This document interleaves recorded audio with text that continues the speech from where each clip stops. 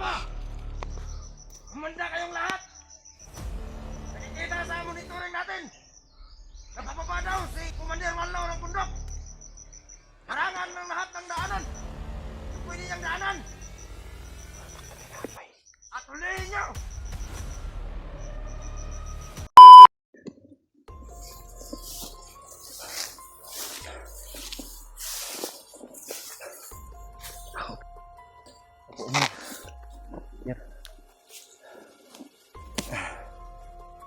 Salamat isang mapapalang araw sa ating lahat, no?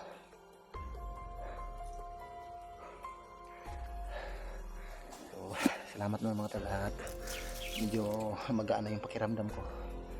Medyo nawala na yung hindi na gaano masakit yung ulo ko. Pero yung ko na lang, yung dito sa balikat ko medyo masakit pa.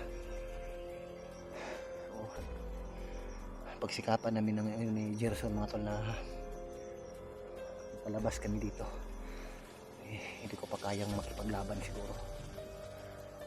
Maliban na lang siguro kung sa aktual o gipit na kalagayan ay mapipilitan talaga ako mga tol na lumaban. Pero sa ngayon mga tol, medyo dehado muna ako ngayon kasi nahihilok ako minsan. Medyo masakit pa yung likod ko, pati yung balikat ko. So ngayon kailangan ko munang bumaba para maibaba ko na rin ito si Gerson. Doon ko muna patutuloyin sa bahay.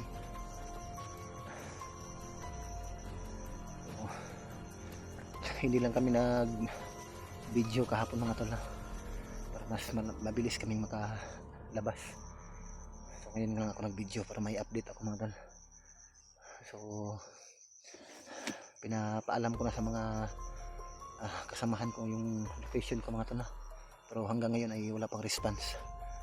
So iwan ko lang kung na-receive nila yung mensahe ko. So, sana ay may makasalubong akong mga kasamahang hunter dito dahil kahit ako man ay pagod pa rin yung katawan ko mga tol. Medyo masakit pa kasi yung katawan ko. Kailangan kong makababa muna. Kailangan ko muna makababa sa mga kasama ko, ito si Gerson. So, kaya ko kailangan sinasabi ng mga tol na makababa ako kaagad. Pipilitin kong makalakad. So, kahit unti-unti lang yung pag namin mga tol, kaya pinipilit ko pa rin makalakad para makalabas kami dito. Kailangan ko talaga makauwi. So, pasukan na kasi ng mga bata sa kanilang pag-aaral. Hindi ko pa na-enroll yung mga anak ko, wala pang mga gamit nila sa eskwelahan. Kailangan ko talagang makababa para makadiskarte ako doon para makapag-aaral yung tatlo kong anak. So, hindi talaga maasikaso ng asawa ko yung tatlo kong estudyante kasi may maliit na bata yung asawa ko, bagong panganak lang. Kailangan ko talagang makauwi.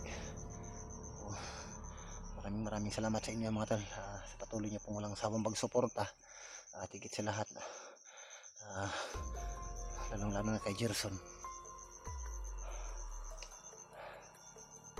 Kapag sobrang init mga tol ay medyo sumasakit talaga yung ulo ko, no? Kailangan ko talaga makapagpahinga. Kapag lakad ako ng ilang kilometro, kailangan ko talaga magpahinga.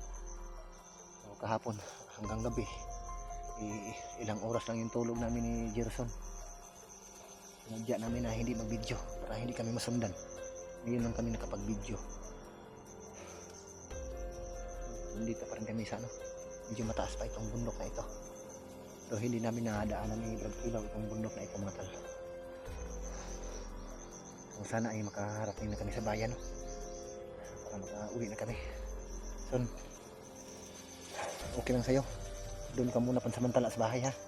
May mga damit naman ako doon. Yun lang muna gagamitin mo kahit malaki yung ibang damit ko. Pagtsagaan mo lang muna yung mga damit ko doon ha. Yung mo lang ba, underwear mo ba, brief mo.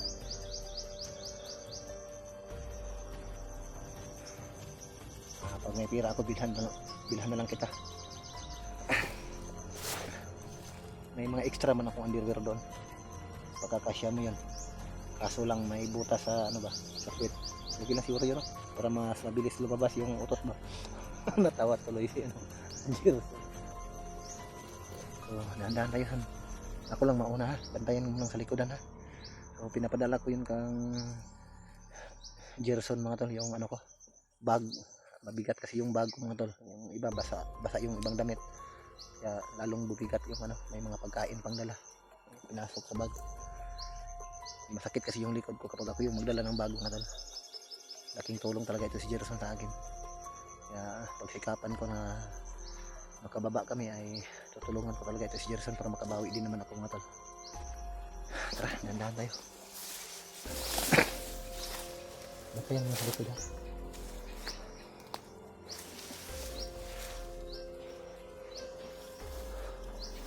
Parang may gumagalaw doon banda ba?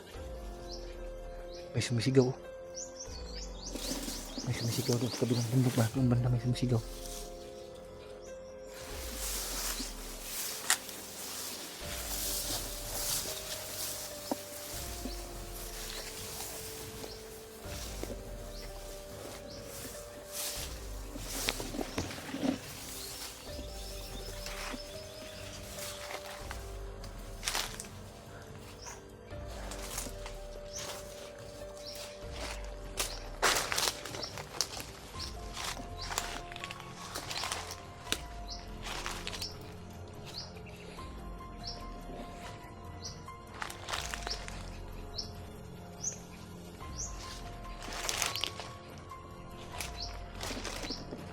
Sasan.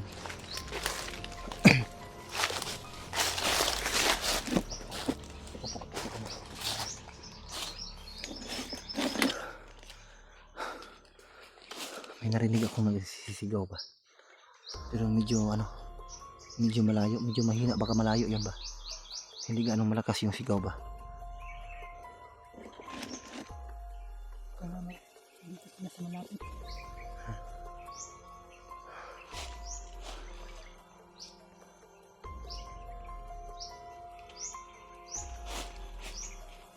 Naririnig mo yun. Oo. Naririnig mo yan. Yung parang kambing ba? Hindi yung kambing ha. Huwag kang ano, huwag kang hindi yan kambing. Ayun. Mahina lang ng boses. Iwan ko lang kung mapasok dito sa video. Hindi yan kambing. Yan yung tinatawag ng mga ano, yung mga nakatira sa bundok ba, yung mga lumad ba. Tinatawag nila yan na ano. Yung ibang tribo, ang tawag nila sa ganyang boses, ano yan, hindi yan kambing, mandalingan yan.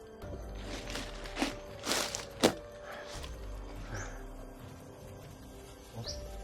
Iba-iba yung boses ha. Hindi yan kambing. Hindi yan kambing yung boses na yan. Mandalingan ang tawag yan. Oh, para sa karagdagang kaalaman ng lahat no. May naririnig kaming ano, parang boses ng kambing pero hindi yan kambing. Nasa gupa ko na yan minsan. Kadalasan nasa ano yan, sa mga ganitong ano ba, may mga maraming puno. Tapos malapit sa ilog.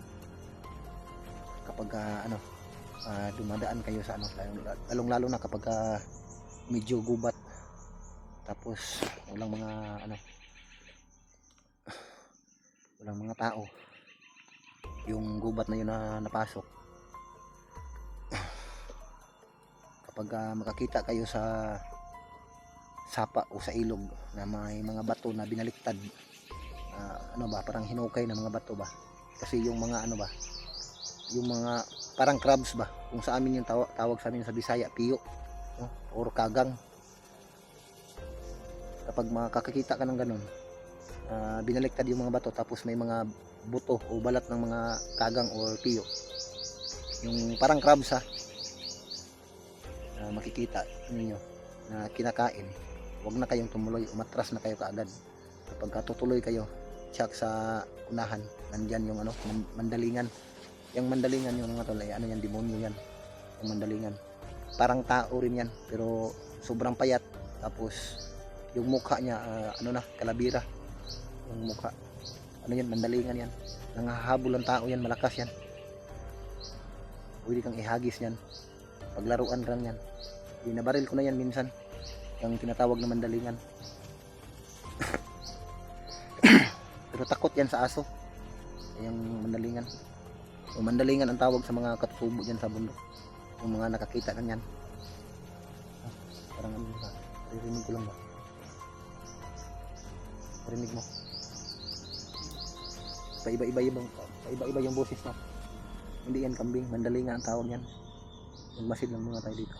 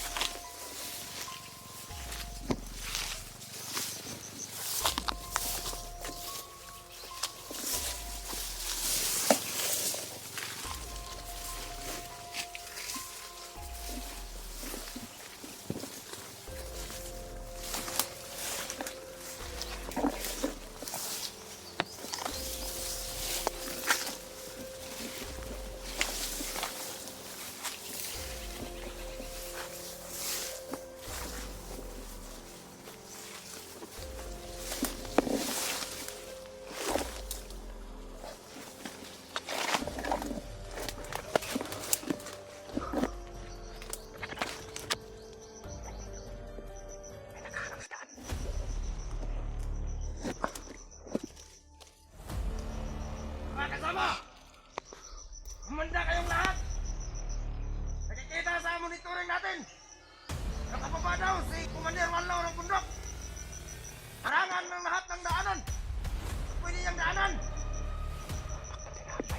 At hulihin niyo!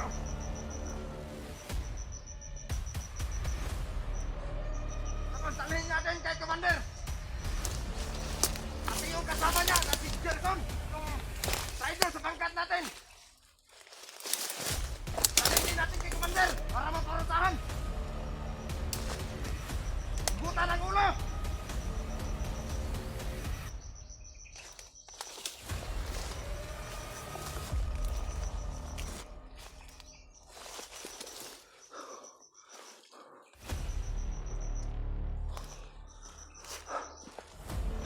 May mga nakaharang pala dito.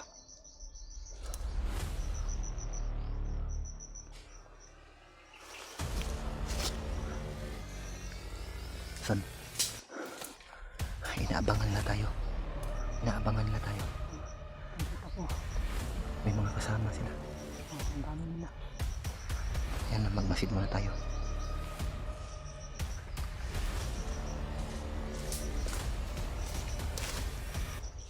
Paano na to? Hindi tayo makadaan dito.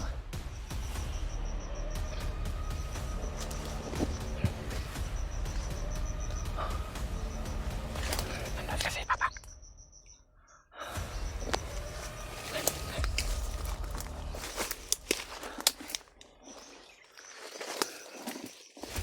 May alam ka pa bang ano? May alam ka pa bang daanan dito? Hindi ko sinasabi natin. Kailangan natin. Kahit ano mangyari huwag kang lalayo sa akin May mga nakaabang sa atin dito.